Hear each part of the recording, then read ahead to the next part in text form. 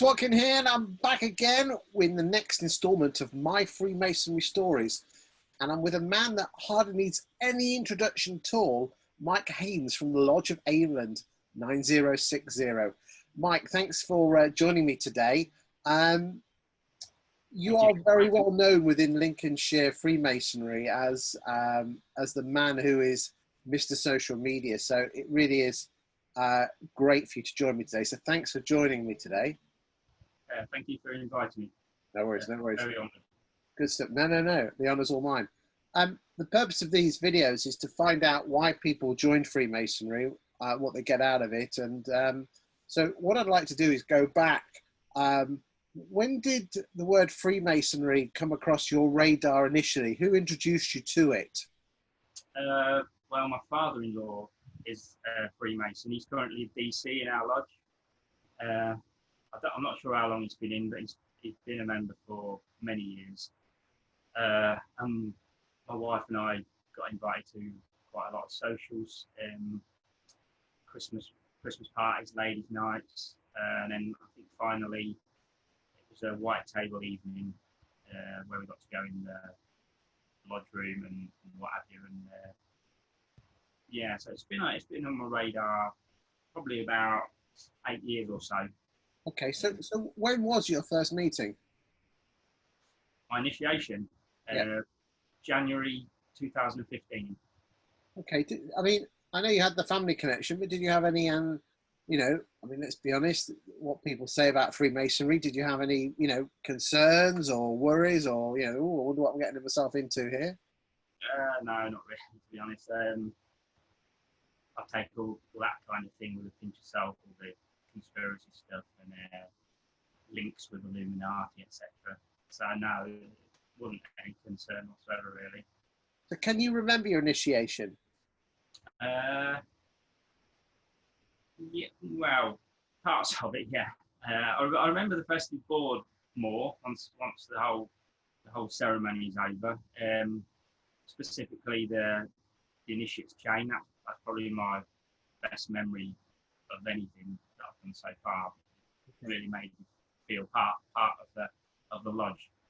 How did it make you feel during the initiation ceremony? Where a lot of people almost look like a rabbit in a headlights. Did you feel that way? No, not really, to be honest. I don't know. It was just, like you go in and everyone's so friendly. It's kind of like the first time you have any contact with anyone, it's like your best mates of them already. They're all shaking your hand and saying, yeah, good luck and don't worry about it. A couple of jokes here and there, the usual things. And then by the time you get to going in, obviously there's the preparation and that, which you do. It's different, isn't it? But no, it wasn't strange or anything, I wouldn't say. Okay, so you've been in Freemasonry now for 5 years. Whereabouts are you at the moment? Job-wise? Senior warden. I'm supposed to be master elect, but obviously with everything that's been going on, it's going to be held back till 2021. Fingers crossed. Okay, so out of all the jobs that you've done so far, which has been your favourite job? Well, I'd probably have to say junior deacon, which is probably a bit boring because everybody's favourite job. Every single person says their favourite job is junior deacon. Why do you say that? Well, it's just for one, I enjoy getting involved, so it's great to be going around doing all the bits. Basically, you're the man obviously the candidate's the man, but you're the man in the lodge doing everything with him, and you're the guy that has brought this person in and looked after him, and you never forget that. And I must admit, I did like junior warden first time as well, because you get to sit on a big comfy seat. So, that was a bonus. And again, talking of ritual, I know ritual's very important when it comes to Freemasonry. Do you have a particular favourite piece of ritual that, if you almost had to put your hand up and say, oh yeah, I really want to do that, which would be your favourite piece of ritual? Either doing it or seeing it. Pardon? doing it and seeing it. Oh, second degree working tools with moral tendencies.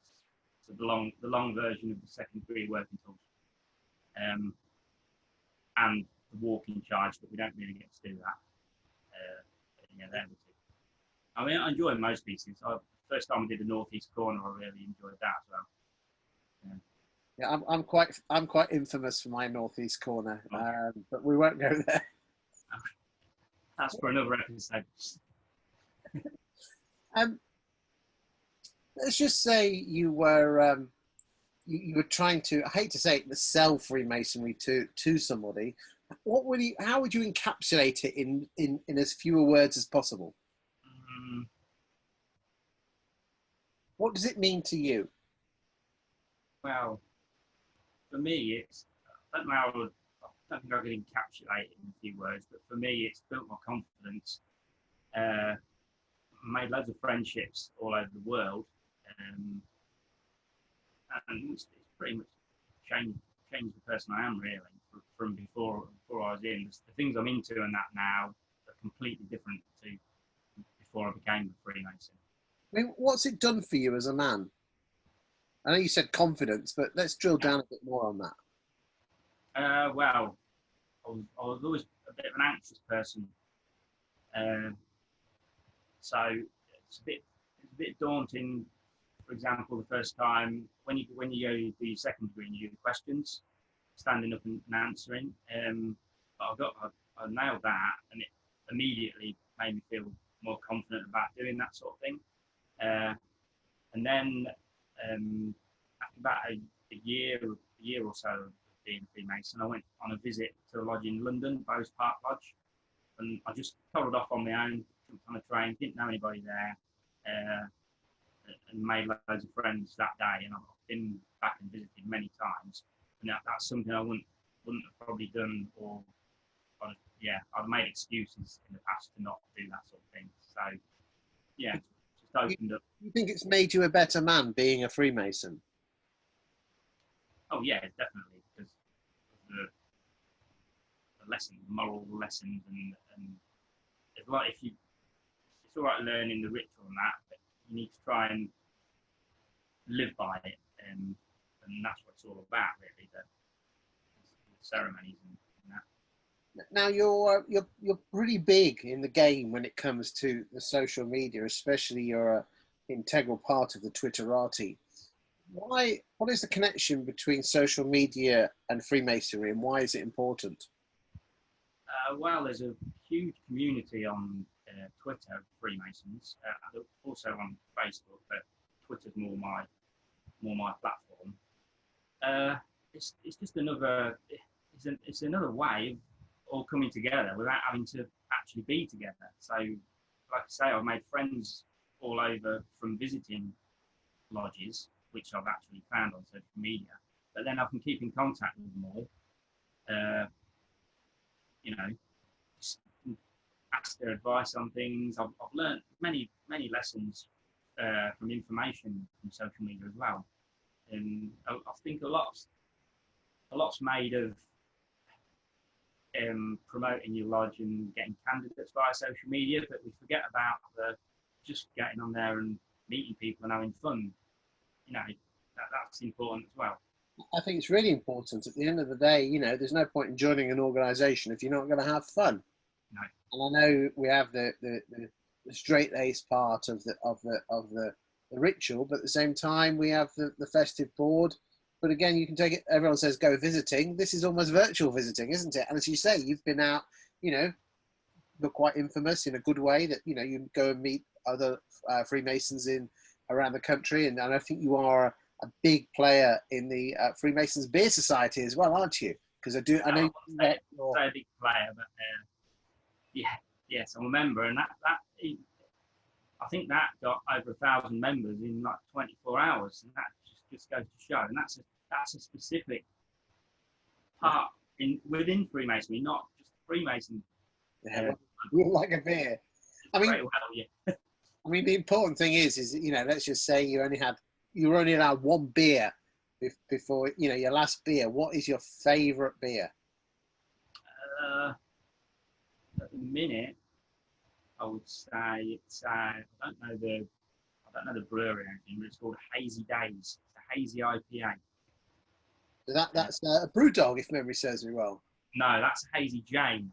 Hazy Jane. So what's this? Hazy Jane. Hazy Days. It's a rather odd one. When you pull the ring pull off, the whole lid comes off. Ah, so where's that? Which brewery is that from then? I don't know the brewery. I just get down Tesco and get a load in and try them. Yeah, I accidentally got onto IPA because when I was at a meeting in London, I ordered a lager, and they misheard me and thought I said a shipyard, and I didn't have time to mess about, so I just drank it, and I actually loved it, and I've drank that since. Well, I must admit, we are kindred spirits because I absolutely adore my American IPAs. So, yeah, it's good stuff. What thing would you change about Freemasonry? Let's come bring it back to Freemasonry itself. Would you make any changes? I'm not sure. Not sure I would, to be honest. I can't really think of anything off the top of my head. Okay. That I would change. Okay, that's fine. That's fine. One final question to you before you go, and I just want to say thank you again for your time today, Mike. Is if you had to try and put Freemasonry into one sentence, and I've asked you before, but I really am going to nail you on this one. I'm sorry, my friend, and I do love you to bits, and you are a brother of mine, especially because you do like the IPA. So I really do like my weird, the Badger's backside beer, all that rubbish. But I'm sorry, mate, I'm going to have to nail you on this one. What is Freemasonry to you in one sentence? Well, I would say, can I do a fun one? I always used to say it's like that little boys' club that you had, but it's got a really cool clubhouse. Exceptional.